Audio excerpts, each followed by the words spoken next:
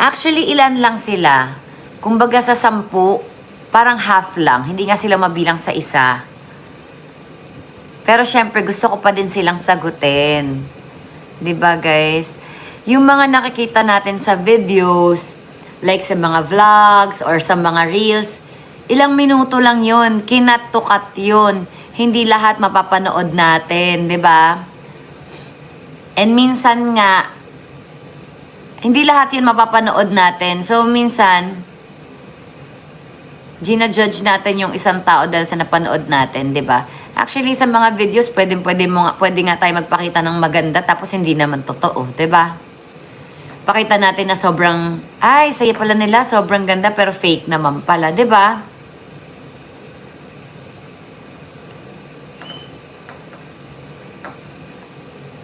And nakikita nila ako na naggaganon kung ano-ano yung ginagawa ko. Kasi, minsan kasi siguro nagme-make face ako.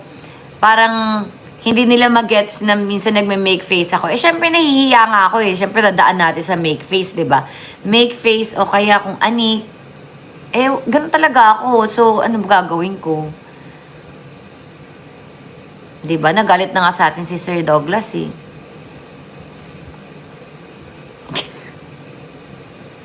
Diba? Yun talaga ako nung gagawin ko. Parang kumbaga expression ko na yun eh. Sige, kung gusto nila, itatry nating iwasan. Tatry natin maging decent, okay, for them. But, hindi ko mapapromise, guys. Kasi, hindi na ako yun, di ba?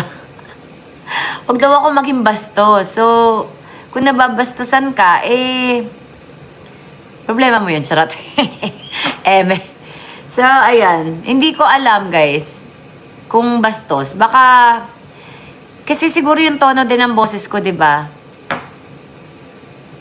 Ayan. Actually, meron nga akong, may video ako dito, pero inedit ko. Tinanggal ko yung, the way ako magsalita, pinapakinggan ko ang pangit nga. So, tinanggal ko. Pero normal ko lang naman yun. Kaso, galing ako sa iyak na hagulgul. Alam mo yun, yung boses mo yung parang buo na, serious. Inedit ko, ang pangat eh. Kasi sabi ko, ay, parang galit. Para akong galit. So, ang hirap mag-explain sa ibang tao. 'Di ba? And kahit naman ako, nakita ko din, ay, parang ang pangat nga. Pero for me, hindi naman talaga ako galit nung sinasabi ko. Kaya lang, sige, itatry ko ng i-review yung mga, hindi natin makakontrol sa live pero yung mga ine-edit, try natin i-edit out yung mga unnecessary na. Oo, para sa mga ano ba to? Sensitive ang kanilang mga paningin at pandinig. 'Di ba? Kasi may mga sensitive. Kasi minsan talaga naririnig ko din yung sarili ko na parang masungit or matapang yung boses. Wala ganun talaga yung boses ko, guys. Unless mag-smile ako. Pag nag-smile kasi ako, super angelic face, Yeah. Pero pag yung normal ko, ganito. Ayan. Nagsasalita lang ako, minsan kala mo nanenermon na.